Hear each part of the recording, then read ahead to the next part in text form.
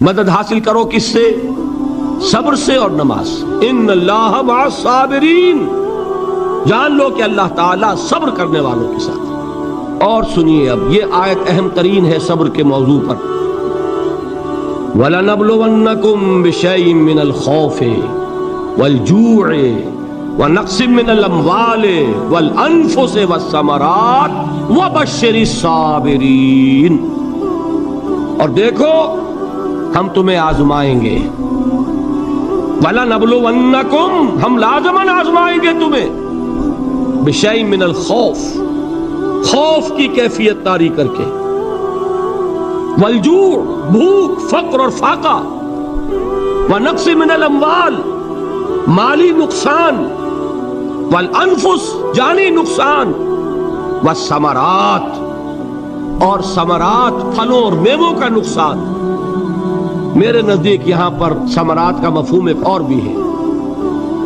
ایک تو صاف تھا کھجور کی فصل تیار ہے، غزوہ تبوک جانے کا حکم مل گیا، کون اتارے گا؟ اور کھجور وقت پر اتری نہیں، برباد ہو جائے گی۔ یہ ہو رہا ہے نا میووں کا نقصان۔ اور میرے نزدیک یہاں یہ بھی ہے، بسا اوقات بہت سی محنتوں کا نتیجہ انسان دیکھتا ہے کہ ضائع چلا گیا، میں نے 10 سال محنت کی، حاصل کوئی نہیں نکلا۔ یہ ثمرات کیا ہیں؟ محنتیں، محنتوں کے ثمرات کا ضیاع۔ کوشش آپ نے کی، قسمت کی خوبی دیکھیے، ٹوٹی کہاں کمن، 2-4 ہاتھ جب کے لبے بام رہ گئے۔ Be prepared. ایک شاعر کے یہ اشعار ہیں، وہ کمیونسٹ تھا، میں نام بھی نہیں لیتا، لیکن یہ کہ یہ اسی انقلابی، چونکہ ان کا بھی ایک انقلابی نظریہ ہے، انقلابی عمل میں یہ سارے مراحل آتے ہیں۔ کوئی سیٹ بیک آیا فرض کیجئے، کوئی ناکامی ہو گئی، تو اپنے ساتھیوں کو دل بندھانے کے لیے یہ فصل امیدوں کی ہمدم اس بار بھی غارت جائے گی، سب محنت صبحوں شاموں کی اب کے بھی اکارت جائے گی۔ میرے نزدیک یہ ثمرات کا جو لفظ یہاں آیا ہے، وَنَقْصٍ مِّنَ الْأَمْوَالِ وَالْأَنفُسِ وَالثَّمَرَاتِ، سب محنت صبحوں شاموں کی اب کے بھی اکارت جائے گی۔ دھرتی کے کونوں کھدروں میں پھر اپنے لہو کی کھاد بھرو، پھر مٹی سینچو اشکوں سے، پھر اگلی رت کی فکر کرو، پھر اگلی رت کی فکر کرو، جب پھر ایک بار اجڑنا ہے۔ ایک فصل پکی تو بھر پایا، تب تک تو یہی کچھ کرنا ہے۔ ایک مقصد ہے سامنے، انقلاب برپا کرنا ہے۔ ایک کوشش ناکام ہو جائے کوئی پرواہ نہیں، نیکسٹ، پھر تیار رہو ناکامی کے لیے۔ ایسا نہ ہو جو انگریزی میں کہتے ہیں hope for the best but be prepared for the worst. ایسا نہ ہو کہ دوسری مرتبہ ناکام ہو کے بددل ہو جاؤ، تمہاری ہمتیں جواب دے جائیں، نہیں، پہلے سے تیار رہو کہ دوسری مرتبہ بھی ناکامی آئے تو آئے، لیکن جب تک کہ کامیابی حاصل نہیں ہوتی ہمیں یہ کام کیے چلیں۔ صبر کا مادہ نہیں ہوگا تو آپ کام نہیں کر سکیں گے۔ اور اسی کا ایک دوسرا رخ ہے، جب آپ دعوت حق کے لیے کھڑے ہوں گے، پہلا قدم کیا آتا ہے؟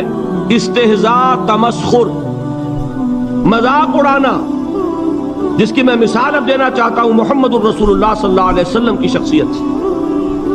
دیکھیے ہم کیا اور ہماری بساط کیا، ہم کیا مبلغ ہوں گے، کیا داعی ہوں گے، ہمارے اپنے دامن پر داغ ہوتے ہیں، لیکن یہ کہ محمد الرسول اللہ کے دامن پر کوئی داغ تھا؟ ان کو تو سارے مکے والے الصادق الامین کہتے تھے، نہایت محبوب شخصیت تھے، ان کے لیے تو جا صادق، جا الامین، یہ الفاظ سننے میں آتے تھے، آنکھوں کا تارا۔ لیکن جب آپ نے دعوت اب شروع کی، اب قرآن مجید میں دیکھیے، کسی نے کہا مجنون ہو گئے، دماغ خراب ہو گیا، پاگل ہو گئے، اجی شاعر ہیں، کچھ شعر توڑ لیتے ہیں، ہم پر دھوس جماتے ہیں۔ کسی نے کہا ساحر ہے، کچھ جادو سیکھ لیا ہے۔ یہاں تک کہ ایسے بدبخت بھی پیدا ہوئے، قرآن میں ہے ساحر کذاب، سحر کرنے والا جادوگر نہایت جھوٹا۔ یہ الفاظ کہے جا رہے ہیں کس کی شان میں؟ محمد الرسول اللہ صلی اللہ علیہ وسلم۔ قرآن میں نقل کیا گیا، یا ایھا الذی نزل علیہ الذکر انک لمجنون۔ کبھی آپ نے اس کا ترجمہ سوچا؟ اے وہ شخص دیکھیے تصور کیجئے حضور جا رہے ہیں، تشریف لے جا رہے ہیں، کسی دعوت میں ہے، تبلیغ میں، یا ویسے ہی تشریف لے جا رہے ہیں، اور کوئی ایک جمگھٹا ہے لوگوں کا، ادھر سے فقرہ آتا ہے، تیر کی طرح لگتا ہے دل میں جا کر محمد کے صلی اللہ علیہ وسلم۔ اے وہ شخص جس کا یہ خیال ہے کہ اس پر کوئی ذکر نازل ہو رہا ہے، ہمارے خیال میں تو تمہارا دماغ خراب ہو گیا۔ یا ایھا الذی نزل علیہ الذکر انک لمجنون، کہا کہ نہیں کہا؟ اور یہ نہ سمجھیے کہ حضور صلی اللہ علیہ وسلم کے قلب مبارک کو تکلیف نہیں ہوتی تھی۔ میں قرآن سے ثابت کروں گا، میں کہیں کوئی کہانیاں بیان نہیں کرنا چاہتا۔ قرآن نے کہا ہے وَلَقَدْ نَعْلَمُ أَنَّكَ يَضِيقُ صَدْرُكَ بِمَا يَقُولُونَ، اے نبی ہمیں خوب معلوم ہے صلی اللہ علیہ وسلم کہ جو کچھ یہ لوگ کہہ رہے ہیں اس سے آپ کا سینہ بھجتا ہے، یہ جو گھٹن ہوتی ہے، صدمہ ہوتا ہے۔ انک یضیق صدرک بما یقولون، ہمیں خوب معلوم ہے کہ جو کچھ یہ باتیں آپ کو سننی پڑ رہی ہیں، یہ کڑوی کسیلی باتیں، یہ جو فقرے چست ہو رہے ہیں، استہزاء ہو رہا ہے، تمسخر ہو رہا ہے۔ سورہ ہجر میں ہے، ایک جگہ کھڑے ہوئے لوگ قرآن کا مذاق اڑا رہے ہیں، بھائی فلاں آیت تم لے جانا، فلاں آیت میری ہوگی، اس کے ٹکڑے کر رہے ہیں، اس کے ٹکڑے حصے بکھرے کر کے قیمہ بنا کر ان آیات کا تمسخر اڑا رہے ہیں۔ ایک جگہ قرآن مجید میں مذکور ہے کہ فرشتوں کا مذاق اڑ رہا ہے، بھائی یہ دیکھو محمد نے کہا ہے صلی اللہ علیہ وسلم کہ جہنم پر تو کل 19 فرشتے ہیں، علیہا 19 قرآن میں آیت نازل ہوئی۔ ایک پہلوان کہتا بھائی 10 کو تو میں سنبھال لوں گا، باقی 9 کا تم انتظار کر لو۔ یہ باتیں آ رہی ہیں حضور کے کانوں، کلام الہی کے ساتھ کیا سلوک ہو رہا ہے، مجھ پر کیا فقرے چست کیے جا رہے ہیں، مجھ پر جس طریقے سے استہزاء اور تمسخر کا رویہ اختیار کیا گیا ہے، دل بھج رہا ہے، دل میں صدمہ ہے۔ دیکھیے سورہ نون ہے، اور میرے نزدیک یہ دوسری وحی ہے جو حضور پر نازل ہوئی ہے، اس کی ابتدائی آیات، نون والقلم وما یسطرون ما انت بنعمت ربک بمجنون وان لک لاجرا غیر ممنون وانک لعلی خلق عظیم فستبصر ویبصرون بأیکم المفتون ان ربک هو یعلم بمن ضل عن سبیلہ وهو اعلم بالمہتدین۔ نون قسم ہے قلم کی اور جو کچھ یہ لکھتے ہیں۔ اے نبی آپ اپنے رب کی نعمت سے مجنون نہیں ہیں۔ یہ کیوں کہا جا رہا ہے؟ حضور کو جو صدمہ پہنچا ہے وہی نازل ہوئی ہے دل جوئی کے لیے، تسلی کے لیے۔ آپ کیوں برا منا رہے ہیں؟ اے نبی آپ کیوں صدمہ اور رنج اور اندوہ محسوس کر رہے ہیں؟ ان بدبختوں کے کہنے سے کوئی آپ مجنون ہو جائیں گے؟ مانتا بنعمت ربک بمجنون وَإِنَّ لَكَ لَأَجْرًا غَيْرَ مَمْنُونَ، آپ کو جو یہ صبر کرنا پڑ رہا ہے، آپ کو جو یہ جھیلنا پڑ رہا ہے، اس کی وجہ سے آپ کو وہ اجر ملے گا جس کا سلسلہ کبھی منقطع نہیں ہوگا۔ وَإِنَّكَ لَعَلَىٰ خُلُقٍ عَظِيمٍ، اور اے نبی آپ تو خلق عظیم کے حامل ہیں۔ آپ کا اخلاق، آپ کا کردار، آپ کی سیرت، آپ کی شخصیت میں طہارت، نفاست، پاکیزگی، آج تک دنیا نے کوئی پاگل، کوئی مجنون ایسا بھی دیکھا؟ یہ ساری باتیں اللہ تعالیٰ حضور کی دلجوئی کے لیے فرما رہے ہیں۔ اس سے آپ اندازہ کیجئے کہ کتنا صدمہ ہوتا ہوگا۔ یہی ہے، اس ساری چیز کو جمع کیجئے تو یہ چیز کیا ہے؟ وَاصْبِرْ عَلَىٰ مَا يَقُولُونَ وَاهْجُرْهُمْ هَجْرًا جَمِيلًا، صبر کرو اے نبی، صبر کرو اے محمد صلی اللہ علیہ وسلم، جھیلو اور برداشت کرو اس پر جو یہ کہہ رہے ہیں۔ اچھی طرح نوٹ کیجئے یہ بات، ذرا سیرت ہی کا سمجھ لیجئے، آج ایک بیان ہو جائے گا۔ یوں سمجھیے جب حضور نے یہ کہا کہ مجھ پر وحی نازل ہوئی، فرشتے سے ملاقات ہوئی، تو اب وہ چہمے گوئیاں شروع ہو گئی، معلوم ہوتا دماغ خراب ہو گیا۔ دیکھیے ہم نہیں کہتے تھے یہ جا کے غار حرا میں بیٹھتے ہیں، کئی کے دن رہتے ہیں، بھوکے رہتے ہیں، وہ خشکی چڑھ گئی نا آخر۔ یہ جس طرح کی باتیں دنیا میں آج ہوتی ہیں اسی طریقہ کی باتیں ہوتی تھیں۔ عتبہ ابن ربیعہ ایک مرتبہ آتا ہے، کیونکہ قریش کے بڑے لوگوں میں سے تھا، تو قریب آ کر بڑی اپنائیت کے ساتھ، بڑی شفقت کے ساتھ، بڑے بزرگانہ انداز میں کہتا ہے بھتیجے، حضور سے، بھتیجے اگر واقعی کسی بدروح کا سایہ ہو گیا ہے تم پر، وہ آسیب آ گیا ہے تو مجھے بتا دو، میرے بہت سے عاملوں سے تعلقات ہیں، میں کسی کو بلا کر یہ تمہاری بدروح دور کر دوں گا۔ اب آپ سوچئے کیا بیتی ہوگی حضور کے دل پر۔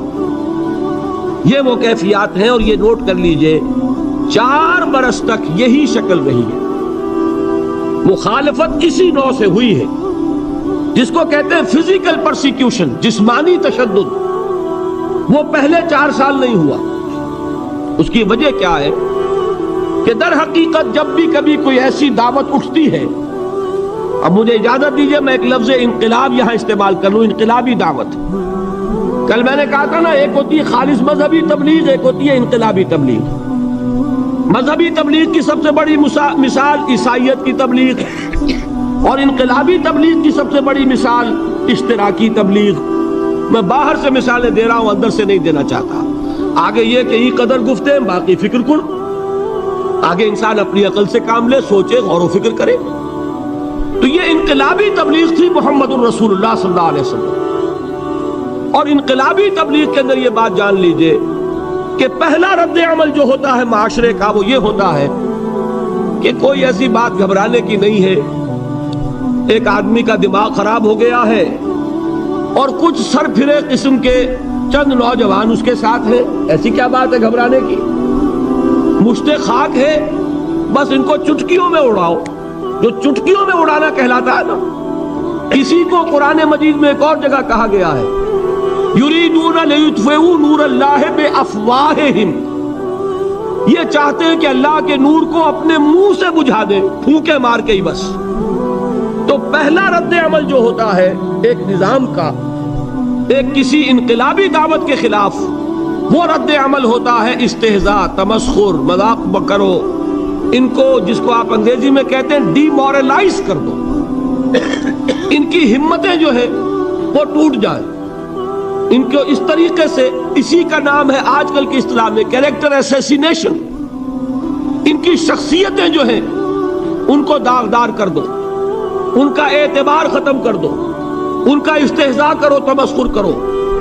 اور یہ میں آپ سے عرض کر رہا ہوں اس وقت ایک گونا فخر کے ساتھ اور اللہ تعالیٰ کا شکر ادا کرتے ہوئے کہ میں نے جو کام بھی کیا ہے اس وقت پاکستان میں، آپ نے اخبارات میں دیکھا ہوگا، بڑا دقیانوسی مولوی ہے، بیگمات کا رد عمل جو ہوا وہ آپ کے علم میں ہوگا، بڑے جو یہ جدید ہمارے روشن خیال قسم کے جو صحافی ہیں، اگر کہیں آپ نے پڑھا ہو جس طرح استہزاء ہوا ہے، جس طرح مذاق اڑایا گیا ہے، جو الفاظ استعمال کیے گئے ہیں، وہ میرے نزدیک بہت بڑی سند ہے جو اللہ کے ہاں جا کر پیش کروں گا کہ اللہ تیرے دین کے لیے۔ میں نے اپنے گھر سے کوئی بات نہیں کہی، میں نے جو بات کہی وہ جو شریعت محمدی کی بات ہے وہ کہی۔ اگر اپنی طرف سے کہی ہو، کوئی اضافہ کیا ہو، تو اللہ تعالیٰ کی پھٹکار ہو مجھ پر اور لعنت ہو مجھ پر۔ لیکن اگر میں نے وہی کچھ کہا جو شریعت محمدی کا تقاضا ہے اور قرآن اور سنت کی بات ہے، تو پھر اگر مجھے کسی نے پاگل کہا اور کسی نے دقیانوسی کہا اور کسی نے اور فقرہ چست کیا، تو میں اس کے لیے، میں تو سمجھتا ہوں میرے لیے وہ سند ہے جو اللہ تعالیٰ کے ہاں میں جا کر پیش کروں۔ اور یہ جان لیجئے کہ وہی بات ہوتی ہے ہمیشہ، ہسٹری ریپیٹس اٹسیلف۔ وہ بات کریں گے جو حضور نے کی تھی، وہی رد عمل سامنے آئے گا جو اس وقت آیا۔ اس لیے کہ یہ تو جو انسانی مزاج ہے وہ نہیں بدلا، معاشرے کا انداز نہیں بدلا، وہ جو کام ہوگا اس کا رد عمل ابتدائی وہی ہوگا۔ اور اس میں در حقیقت امتحان ہوتا ہے صبر کا۔ کیا دل شکستہ ہو کر بیٹھ رہے گا انسان؟ ہمت جواب دے جائے گی، کمر ٹوٹ جائے گی، قوت ارادی اور عزیمت جو ہے مزمحل ہو جائے گی، پھونکوں سے چراغ بجھ جائے گا۔ یہ جو میں نے آیت آپ کو سنائی تھی، اس کا بڑی خوبصورت کے ساتھ ترجمہ کیا ہے مولانا ظفر علی خان نے کہ نور خدا ہے کفر کی حرکت میں خندہ زن، پھونکوں سے یہ چراغ بجھایا نہ جائے گا۔ یریدون لیطفئوا نور اللہ بافواہہم واللہ متم نورہ ولو کرہ الکافرون، یہ چاہتے ہیں کہ اپنے منہ کی پھونکوں سے اللہ کے نور کو بجھا دیں، حالانکہ اللہ تعالیٰ تو اپنے نور کا اتمام فرما کر رہے گا۔ خواہ ان کافروں کو کتنا ہی ناگوار ہو۔ اس کی ترجمانی ہے نور خدا ہے کفر کی حرکت پہ خنددن، پھونکوں سے یہ چراغ بجھایا نہ جائے گا۔ بہرحال اس مرحلے پر میں نے آپ کو 2 صبر بتائے۔ صبر کس چیز سے؟ اپنا کیریئر دنیاوی جو بھی آپ حاصل کر سکتے تھے۔ ذہین آدمی ذہانت لگائے گا تو دین کی دعوت دے گا ایٹ دی انٹلیکچوئل لیول، اور یہ بات جان لیجئے کہ یہ چیز دنیا میں کسی کمائی کا ذریعہ نہیں بن سکتی، اسے قربانی دینی پڑے گی کیریئر کی، اپنے مفادات کی، تب کام کر سکے گا۔ عام آدمی وقت لگائے گا، صلاحیتیں صرف کرے گا، اپنی وہی اس وقت سے اور توانائی سے پیسہ بنا سکتا تھا۔ آج کل تو آپ کو معلوم ہے کہ بڑی سادی ہو گئی ہے یہ حساب کتاب کی بات، بہت سادہ۔ ایک انسکلڈ لیبرر کا 1 گھنٹہ برابر ہے اتنے روپے کے، ایک سکلڈ لیبرر کا 1 گھنٹہ برابر ہے اتنے روپے کے۔ آپ تو ہر چیز کاؤنٹ کر سکتے ہیں، میئر کر سکتے ہیں۔ جو شخص 1 گھنٹہ لگا رہا ہے اس نے کچھ پیسہ خرچ کیا ہے، اسی وقت کو لگا کر وہ پیسہ بنا تھا، اسی ذہانت اور صلاحیت سے وہ کمائی کرتا۔ ادھر لگایا تو وہ جو کمی ہو رہی ہے اس کو برداشت کرنا، اس کو جھیلنا اور خوش دلی سے برداشت کرنا، یہ سمجھنا کہ در حقیقت یہ سب کچھ کیا ہے کہ اللہ تعالیٰ کے ہاں اس کا جو ثواب ملے گا۔ یہ صبر کا ایک رخ، اور استہزاء ہو، تمسخر ہو، مذاق اڑے، فقرے چست ہو، دقیانوسی کہا جائے، ریئیکشنری کہا جائے، یہ بڑے ریئیکشنری ہیں، یہ بڑے پچھلے زمانے کے لوگ ہیں، اگلے وقتوں کے ہیں یہ لوگ، انہیں کچھ نہ کہو۔ جو کہا جائے سنو، وَاصْبِرْ عَلَى مَا يَقُولُونَ وَاهْجُرْهُمْ هَجْرًا جَمِيلًا، اور صبر کیجئے محمد صلی اللہ علیہ وسلم۔ دیکھیے کوئی پہلو ایسا نہیں ہے جس میں ہمیں ہدایت قرآن مجید سے اور سیرت محمد صلی اللہ علیہ وسلم سے مل نہ جائے۔ اگر اللہ تعالیٰ مقام دعوت پر فائز ہونے کی توفیق عطا فرما دے تو جو مرحلے پیش آئیں گے وہ آپ کو نظر آ جائیں گے سیرت محمدی میں صلی اللہ علیہ وسلم، اور اس وقت حضور سے جو کہا گیا اس سے آپ کے دل پر بھی، اس کے زخمی جو آپ کا دل ہے، آپ کے احساسات ہیں، اس پر مرہم رکھا جائے گا۔ وَلَقَدْ نَعْلَمُ أَنَّكَ يَضِيقُ صَدْرُكَ بِمَا يَقُولُونَ، ہمیں خوب معلوم ہے کہ جو کچھ آج تمہیں سننا پڑ رہا ہے اس سے تمہارا سینہ بھجتا ہے، تمہیں رنج اور صدمہ ہوتا ہے، لیکن وَاصْبِرْ عَلَى مَا يَقُولُونَ، جو کچھ یہ کہہ رہے ہیں اس پر صبر کیجئے، اس کو جھیلیے اور برداشت کیجئے۔ کہ عادت پڑے گی، پھر معاشرے کی درستی کے لیے ضروری ہے کہ بدلا ہو۔ ایک تھپڑ اس نے لگایا ہے تو تھپڑ اس کے لگے تو اس کے بھی 14 طبق روشن ہو، تاکہ کسی اور کو تھپڑ مارنے کی ضرورت اس میں نہ ہو۔ یہ صحیح ہے کہ معاشرے کی درستی اسی میں، لیکن جو دعوت کا معاملہ ہے بالکل جدا ہے، اس کے قانون اور ہے۔ حضرت مسیح کے الفاظ کیا تھے یا نہیں، بہرحال انجیل میں یہ ہے، اور میں جو بات عرض کر رہا ہوں یہ ہے کہ وہ بالکل صحیح ہے۔ مقام دعوت کے دوران یہی طرز عمل صحیح ہے، اور یہی طرز عمل محمد رسول اللہ نے صلی اللہ علیہ وسلم اپنے ساتھیوں کو تلقین فرمایا۔ وہ کیا ہے؟ وہ الفاظ جو ہے انجیل کے وہ یہ ہے کہ اگر کوئی تمہارے داہنے گال پر تھپڑ مارے بایاں بھی پیش کر دو، اگر کوئی تمہارا چغا لینا چاہے نالش کر کے تو تم اس کو کرتا بھی اتار کے دے دو، اگر کوئی تمہیں بیگار میں 1 کوس لے کے جانا چاہے تم 2 کوس اس کے ساتھ جاؤ۔ اس پر کہا گیا کہ یہ بڑی غیر فطری تعلیم ہے، یقیناً قانون کے اعتبار سے غیر فطری ہے، دعوت کے اعتبار سے یہ لازمی ہے۔ یہی دعوت کا یہی قانون ہے جو 12 برس تک مکے میں محمد الرسول اللہ نے نافذ کیا۔ صحابہ کو کیا حکم تھا؟ تمہیں کتنا ہی مارا جائے تم جواب میں کوئی کارروائی نہیں کر سکتے، نو ریزسٹنس، نو ریٹیلیشن۔ ریزسٹنس تو ہے، پیسو ریزسٹنس۔ ریزسٹنس کیا ہے؟ کہ پیچھے مت ہٹنا۔ وہ سارا دباؤ کیوں دے رہے تھے کہ تم اپنا تعلق منقطع کرو محمد سے صلی اللہ علیہ وسلم، تم توحید کو چھوڑو، اپنے آبائی دین میں آؤ۔ اسی کے لیے پریشرائز کر رہے تھے نا۔ حضرت بلال کو مار رہا ہے امیہ ابن خلف، حضرت خباب بن الارت رضی اللہ تعالیٰ عنہ کو دہکتے ہوئے انگارے زمین میں بچھا کر، اور اس کے اوپر ننگی پیٹھ لٹا دیا گیا۔ آپ ذرا تصور کیجئے، ایک شخص دیکھ رہا ہے کہ دہکتے ہوئے انگارے بچھائے جا رہے ہیں، یہ میرے لیے تیار کیے جا رہے ہیں، اور پھر حکم دیا جاتا ہے کرتا اتار دو، کرتا اتار دیتا ہے، لیٹ جاؤ، لیٹ جاتا ہے۔ کیوں؟ بڑی غیر فطری بات ہے یہ تو، اسے ہاتھ پاؤں مارنے چاہیے۔ ایک آدمی ڈیسپریٹ ہو جائے تو آپ کو معلوم ہے اس کے اندر طاقت بہت آ جاتی ہے، اسے نظر آ رہا ہو کہ مجھے تو بھون دیں گے، کباب بنا دیں گے، تو اگر اسے اجازت ہو 2-4 کو مار کر مرے گا۔ اجازت نہیں، محمد نے ہاتھ باندھ دیے صلی اللہ علیہ وسلم، تمہیں اجازت نہیں ہاتھ اٹھانے کی۔ یہ بعد میں سورہ نساء میں یہ الفاظ نازل ہوئے کہ اے مسلمانوں، ایک زمانہ یہ تھا کہ تمہیں حکم تھا کفو ایدیکم، اپنے ہاتھ بندھے رکھو، you are not allowed to retaliate, ڈٹے رہو، جمے رہو، کھڑے رہو، صبر کرو، جھیلو، برداشت کرو، پیچھے نہ ہٹنا، نہ محمد کے دامن کو چھوڑنا صلی اللہ علیہ وسلم، نہ توحید کا دامن چھوڑنا، لیکن ہاتھ اٹھانے کی اجازت نہیں۔ بتائیے کہاں گیا قانون؟ قانون تو یہ ہے کہ بدلا لو، لیکن وہ قانون تو اس وقت نافذ ہوگا جب انقلاب آ جائے گا، اسلامی حکومت قائم ہو جائے گی، تب آئے گا نا قانون۔ ابھی مرحلہ ہے انقلابی عمل کا، ابھی تو انقلاب لانا ہے، اسلامی حکومت قائم کرنی ہے۔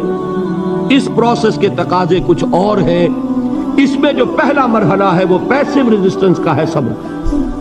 یہی وجہ ہے، دیکھیے مکی صورتوں میں خود نبی اکرم صلی اللہ علیہ وسلم کو اتنے مختلف پیرایوں میں صبر کا حکم دیا گیا۔ کچھ مثالیں میں دے چکا ہوں، وَلِرَبِّكَ فَاصْبِرْ، اسی طریقے سے وَاصْبِرْ كَمَا صَبَرَ أُولُو الْعَزْمِ مِنَ الرُّسُلِ، اے نبی صبر کیجئے جیسے کہ صبر کیا ہمارے اولو العزم رسولوں نے۔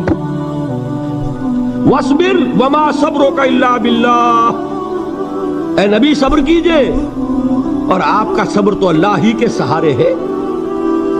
وَاصْبِرْ لِحُكْمِ رَبِّكَ، یہ سورہ نون جس کی ابتدائی آیات میں نے آپ کو سنائی، نون والقلم وما يسطرون ما انت بنعمت ربك بمجنون، اس کا اختتام کیا ہوتا ہے؟ وَاصْبِرْ لِحُكْمِ رَبِّكَ وَلَا تَكُنْ كَصَاحِبِ الْحُوتِ إِذْ نَادَىٰ وَهُوَ مَكْظُومٌ، اے نبی صبر کیجئے اپنے رب کے فیصلے کا، انتظار کیجئے، اور اس مچھلی والے کے مانند نہ ہو جائیے۔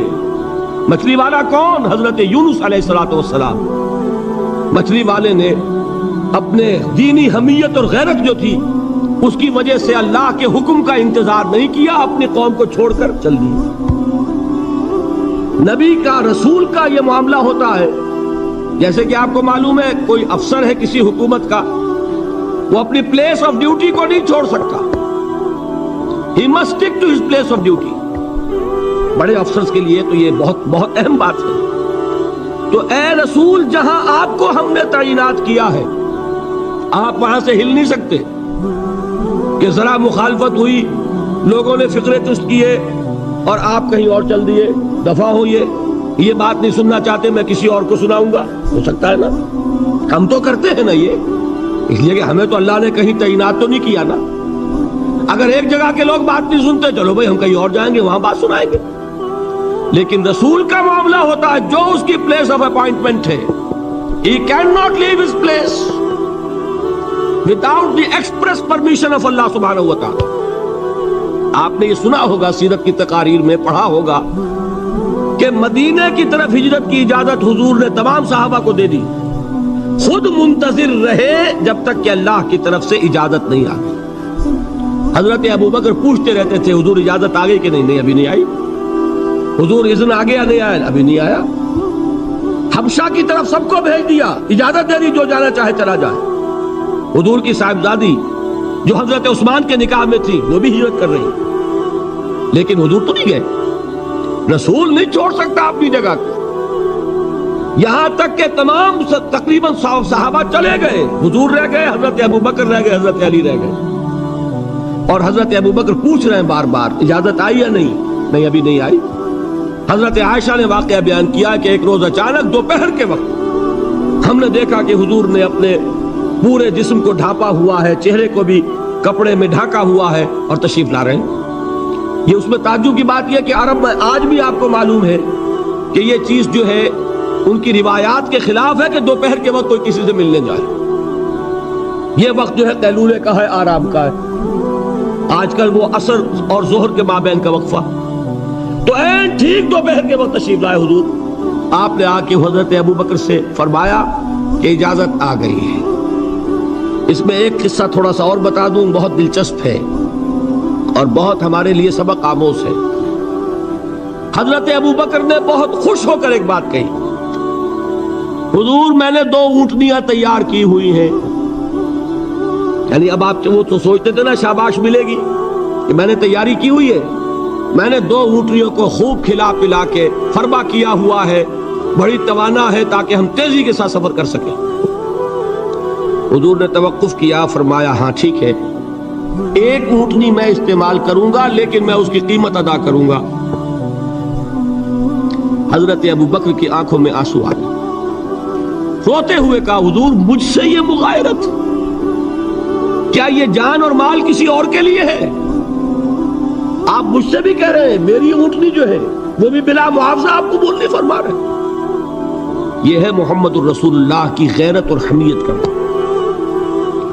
ہمارا معاملہ جو ہے دین کی دعوت و تبلیغ کے اعتبار سے بالکل کچھ مختلف بنا ہوا ہے، اسی لیے وہ عزت نہیں، وہ وقار نہیں۔ یہاں یہ حال ہے کہ حضور کے خسر ہیں، جان نثار ہیں، یار غار ہیں، سب کچھ ہیں، لیکن وہاں بھی یہ معاملہ ہے کہ ٹھیک ہے اونٹنی کی میں قیمت ادا کروں۔ بہرحال میں جو عرض کر رہا تھا وہ یہ ہے کہ چونکہ رسول کو اجازت نہیں تو فرمایا گیا وَاصْبِرْ لِحُکْمِ رَبِّكَ وَلَا تَكُنْ كَصَاحِبِ الْحُوتِ۔ دیکھنا وہ جو یونس علیہ السلام جو انہوں نے کیا تھا، اجازت آئے بغیر وہ اپنی قوم کو چھوڑ کر کسی اور وجہ سے نہیں گئے تھے دین کی حمیت اور غیرت کی وجہ سے۔ یہ بدبخت بات سننے کو تیار نہیں ہے تو دفع ہو، میں کہیں اور جا کر اللہ کی بات کہیں سناؤں گا، لیکن اجازت کے بغیر نہیں جا سکتے۔ یہی وجہ ہے کہ پکڑ ہوئی، گرفت ہوئی اور مچھلی کے پیٹ میں رہے، وہاں وہ لا الہ الا انت سبحانک انی کنت من الظالمین، اور وہاں سے پھر اللہ تعالیٰ نے نجات دی، مچھلی نے انہیں اگل دیا ساحل کے اوپر۔ یہ ایک لمبی بات ہے۔ تو یہاں حضور سے کیا کہا گیا؟ صبر کی۔ اب دیکھیے ایک بات عجیب ہے، یہ ربط اپنے ذہن میں رکھیے، اللہ تو صبر کی تلقین کر رہا ہے اپنے رسول کو، اور رسول یہی تلقین کر رہے ہیں اپنے صحابہ کو، صبر کرو، جھیلو، برداشت کرو، ہاتھ مت اٹھانا، کوئی جوابی کارروائی نہیں ہوگی، بلکہ اپنے اوپر جھیلو جو کچھ جھیلنا ہے، ڈٹے رہو، پیچھے مت ہٹنا، یہ صبر ہے، لیکن ہاتھ اٹھانے کی اجازت نہیں۔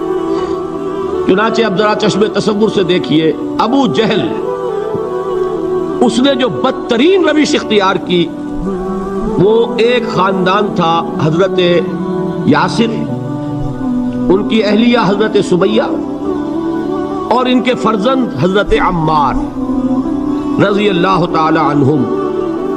یہ غلام نہیں تھے، حضرت سمیہ تو کنیز تھیں، لیکن یاسر غلام نہیں تھے۔ ان کی کہانی یہ ہے، واقعہ یہ ہے کہ یہ بہت نیک آدمی تھے یاسر، یمن کے باشندے۔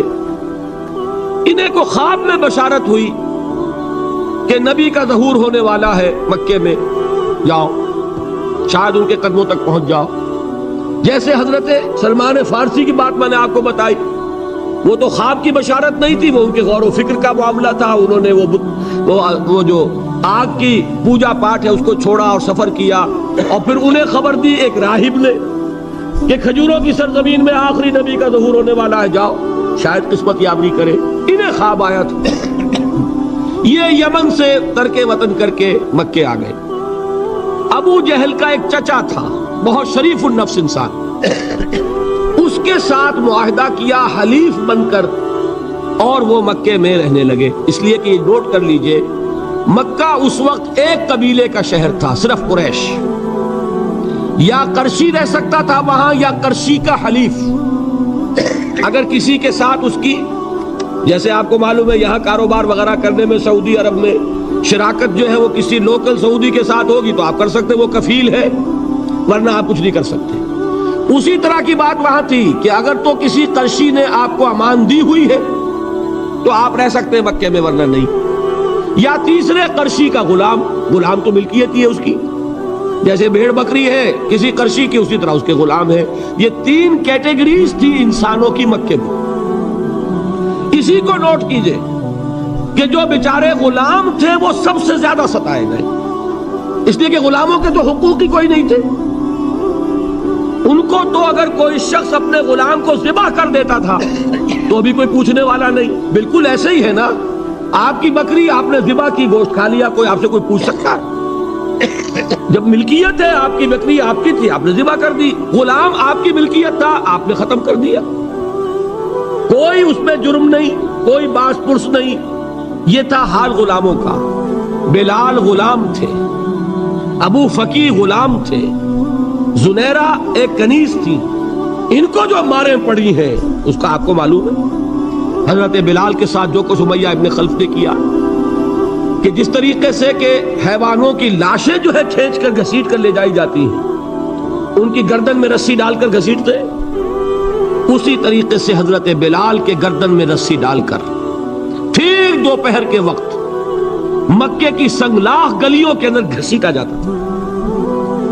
نیچے زمین جل رہی ہے توے کی طرح، اور ویسا بھی ہوتا تھا کہ چت لٹا دیا، اوپر سے وہ آگ مکے کا کہ سورج جو ہے ذرا نوٹ کیجئے، آگ برسا رہا، نیچے زمین توے کی طرح جل رہی، اور ایک بھاری سل بھی لا کر جو ہے سر پر رکھ دی، چھاتی پر رکھ دی گئی ہے کہ آواز نہیں نکل رہی، جھاگ نکل رہے منہ سے، لیکن اس حال میں بھی احد احد احد، ایک ایک اللہ، قل هو اللہ احد، الفاظ نکلے۔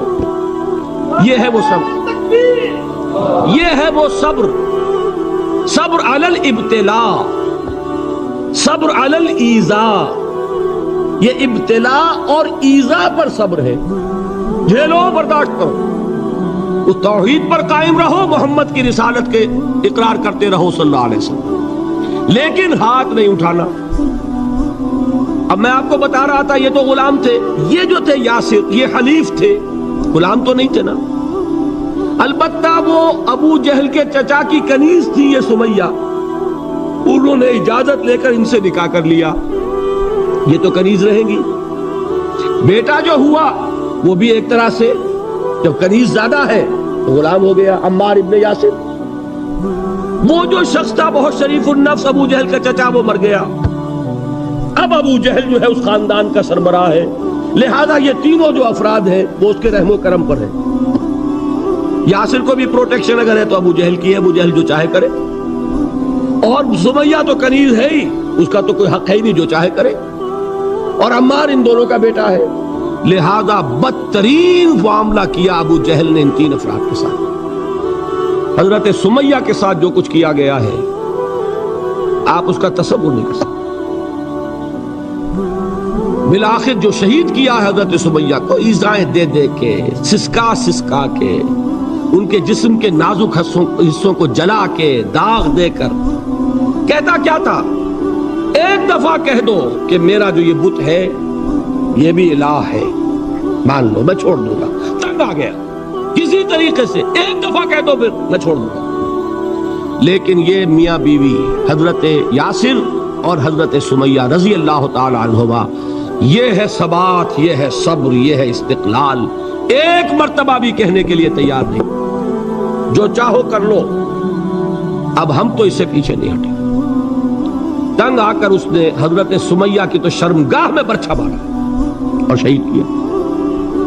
حضرت یاسر کے بارے میں ایک روایت یہ ہے، ستا ستا کے، تنگ کر کر کے، آخر کار جو ختم کیا، انہیں شہید کیا کس طرح، 4 سانڈ اونٹ جوان، ان سے رسے باندھے، ایک رسے سے ایک بازو باندھا، دوسرے سے دوسرا بازو باندھا، تیسرے سے ایک ٹانگ باندھی، چوتھے سے دوسری ٹانگ باندھی، اور چاروں کو دوڑایا ہے کہ جسم کے پرختے ہوں گے۔ اس حال میں کیا ہو رہا تھا وہ میں بتا رہا ہوں کہ اللہ تو تاکید کر رہا ہے اپنے نبی کو، اصبر وَلِرَبِّكَ فَاصْبِرْ وَاصْبِرْ عَلَى مَا يَقُولُونَ وَاصْبِرْ وَمَا صَبْرُكَ إِلَّا بِاللَّهِ وَاصْبِرْ لِحُكْمِ رَبِّكَ وَلَا تَكُنْ كَصَاحِبِ الْحُوتِ اس وقت سامنے سے حضور گزرتے تھے جبکہ آل یاسر کے ساتھ یہ معاملہ ہو رہا ہے. کیا فرماتے تھے؟ اسبروا یا آل یاسر فإن موعدکم الجنہ، اے یاسر کے گھر والوں صبر کرو، جھیلو، اس لیے کہ تمہارے وعدے کی جگہ جنت ہے. اللہ تعالیٰ ادھر آنکھ بند ہوگی ادھر جنت میں تمہارا داخلہ ہو جائے گا. یہ ہے تواصوا بالصبر والعصر ان الانسان لفی خسر. یہ تواصوا بالصبر پر کون عمل کر رہا ہے؟ محمد الرسول اللہ صلی اللہ علیہ وسلم. اس میں بھی ایک بات ہے، وہ بھی سمجھ لیجئے، دین میں جہاں عظیمت ہے رخصت کا پہلو بھی ہے. یہ جو نوجوان تھے، یہ بوڑھے والدین کا تو وہ مقام ہے، یہ رتبہ بلند ملا جس کو مل گیا. ہر مدعی کے واسطے دار و رسم کہاں؟ حضرت سمیہ اور حضرت یاسر. نوٹ کیجئے، میں ایک اعتبار سے کہا کرتا ہوں سید الشہداء یہ بنے کہ نہیں بنے، ان کو جو فوقیت حاصل ہوئی، الفضل للمتقدمین، سب سے پہلی جان دینے والی یہ خاتون اور سب سے پہلی جان دینے والا اللہ کے لیے، توحید کے لیے، محمد کی رسالت کے لیے صلی اللہ علیہ وسلم. دے تو بھی محمد کی صداقت کی گواہی. یہ صداقت کی گواہی دیتے ہوئے انہوں نے اپنی جانیں دے دی. لیکن جو نوجوان عمار ہے اس نے رخصت کی راہ اختیار کی، جھیلا نہیں گیا، برداشت نہیں ہو سکا. ایک مرتبہ کلمہ کفر زبان سے نکال دیا، ابو جہل نے چھوڑ دیا. لیکن اب پشیمانی طاری ہوئی ہے، میں کیا کر بیٹھا. اس کے بعد انہوں نے اپنے آپ کو ایک ستون سے باندھ لیا کہ حضور ہی آ کر مجھے اگر یہاں سے کھولیں گے تو میں کھلوں گا، ورنہ میں یہیں اپنے آپ کو ہلاک کر دوں گا، مجھ سے کیا ہو گیا. حضور خود تشریف لائے، دست مبارک سے کھولا، کہا کہ یہ بھی دین میں اجازت ہے، کلمہ کفر کہہ کر جان بچا لینے کی اجازت ہے.